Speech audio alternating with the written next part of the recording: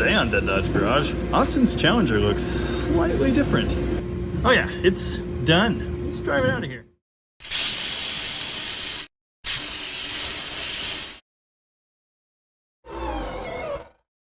If you don't recognize this 71 Challenger, go check out the last video on it I did introducing the Handling Hemi Swap project here at Rocket Restorations. Now obviously we're catching up with this project somewhere, well, not at the beginning, but that's fine. I can explain. Last week the car's owner Austin came down to help and observe the momentous occasion of the entire suspension and Magnum drivetrain being removed from the car. In the interest of getting that done in the day, I really didn't take the time to do video. Whoops. Anyway, it's a hover car now. Also, I slightly modified the shop floor with brake fluid. That's my bad. Here's the Magnum 6-speed drivetrain we removed in all its glory. Notice it leaked oil because those Mopar cast aluminum covers are just excellent. You can get a really nice look at all of the neat suspension and steering parts here. Tubular upper arms, Wilwood brakes, Borgeson gearbox, fancy strut rod. It's all really good stuff. When we first talked about the swap, I really didn't know a whole lot about the components that we were going to use. That's changed a little bit, so let's take a look at some of that. First, we've got this, the T56 6-speed from Tremec. That's going to be fantastic behind the Hemi. Here's the most important piece of this conversion, the QA1 K-frame replacement. It's tubular and nifty. The engine mounts we're going to be using are from TTI. They're actually compatible with factory K-frames too, but you have to do some modifying. The QA1 setup makes a lot more room for exhaust, so that's what Austin went with here. The instructions here tell you that the one insulator does have to be modified somewhat, but luckily Austin found a set pre-done. These beautiful headers, TTI, naturally. They're really nice. Unfortunately, with the Hemi installed in there, you can hardly see these from the top. We're using this mid-sump conversion pan and windage tray from Holley. For fuel supply, we're using this Aeromotive Gen 2 Stealth Tank. Neat. We've also got an upgraded insulation piece for the top of the tank. Hopefully that keeps the fuel pump noise to a minimum. For fuel delivery, we're going to use all the factory injectors, sensors, and what have you, and control it with the Terminator X, which is nifty. We've got a fly-by-wire pedal here.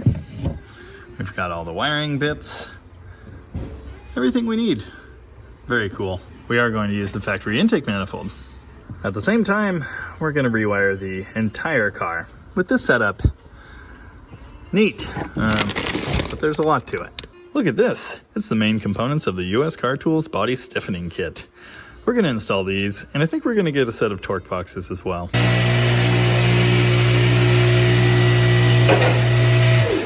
This is a 392 Hemi out of a 2015 Challenger, and it is my friend. This engine was factory rated at 480 something horsepower. We have it on authority that with our aftermarket components, it's going to make somewhere around 520.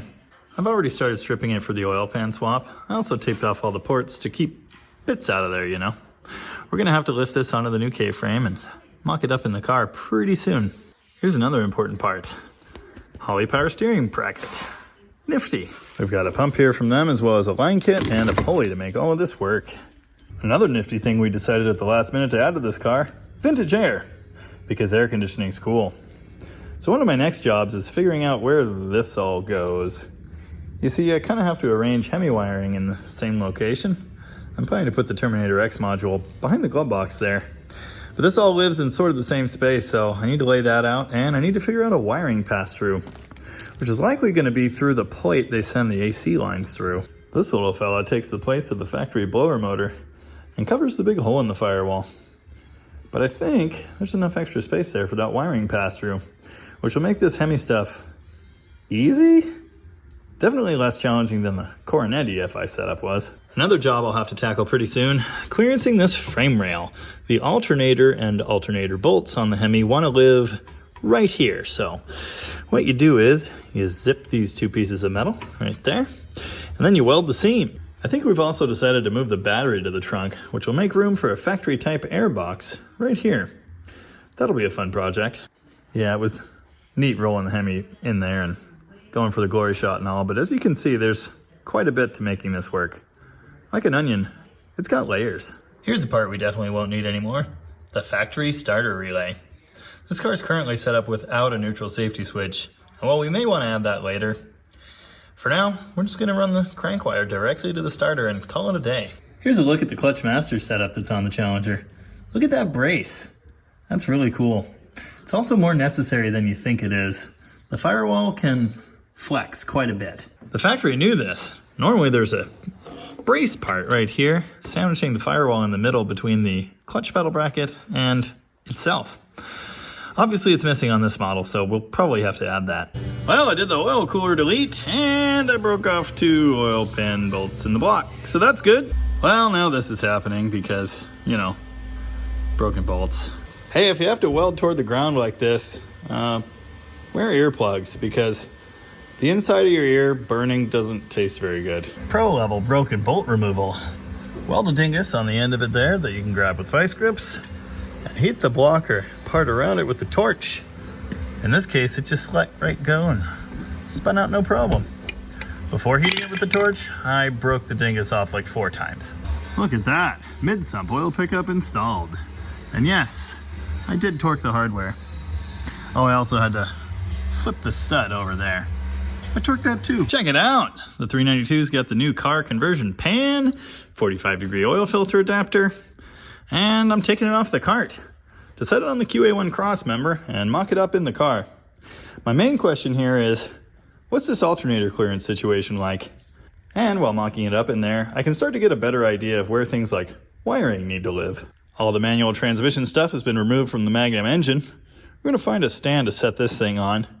Before long, hopefully it's going in Tom's 68 Charger, which will be pretty cool.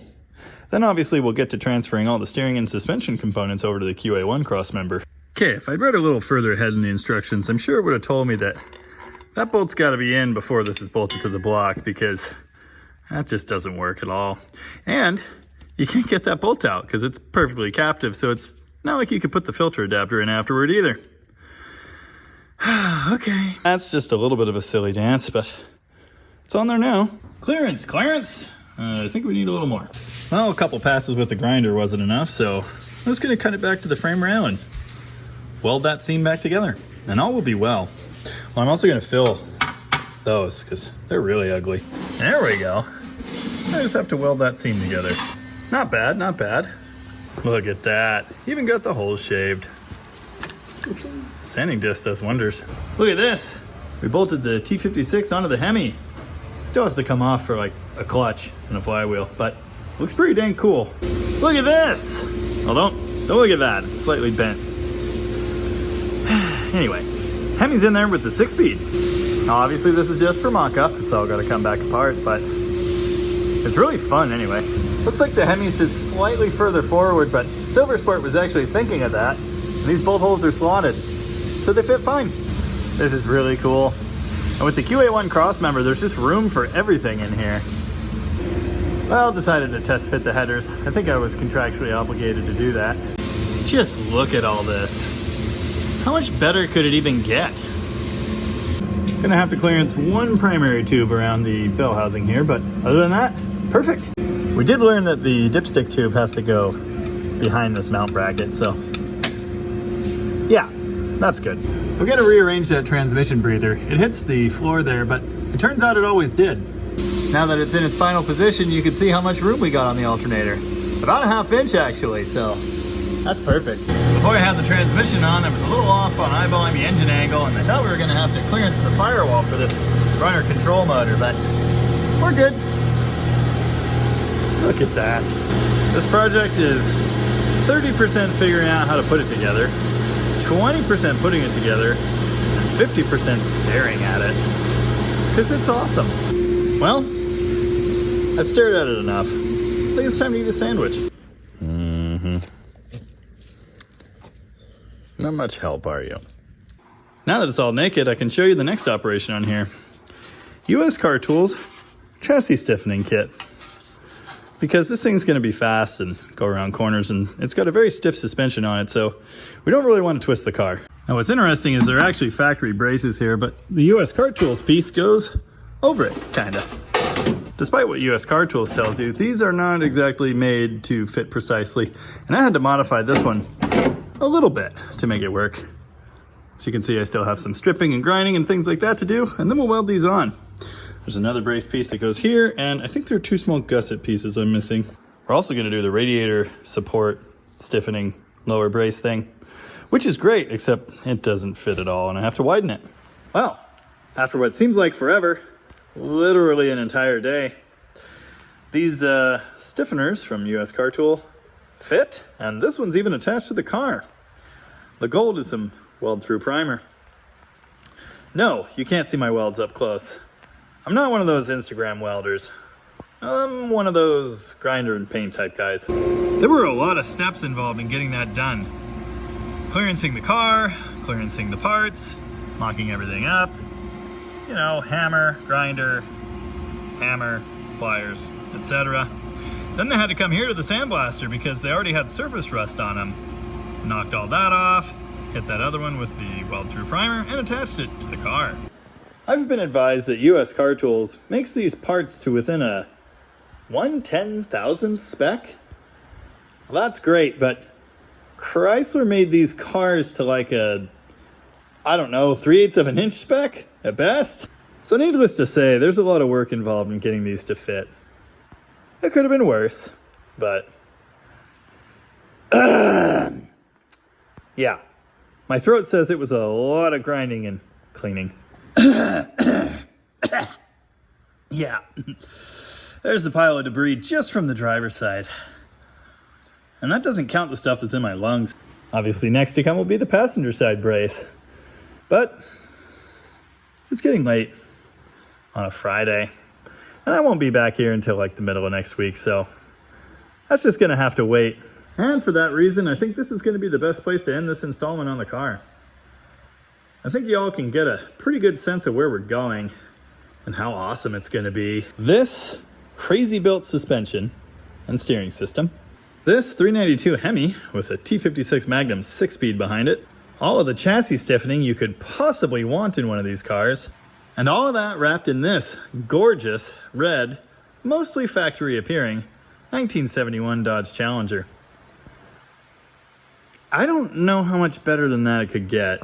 I do know that after staring at this thing for several days, I'm already plotting how to do one for myself, and I haven't even driven it yet. Now obviously there's a whole lot more work to come on this car. One of the next things we need to do is gut the interior, pull the dash out, start on rewiring every little shred of the harness in this car. That'll be fun. Although I've installed a Holley Sniper system a couple times, I've never done one of these Terminator X's, so that'll be fun too.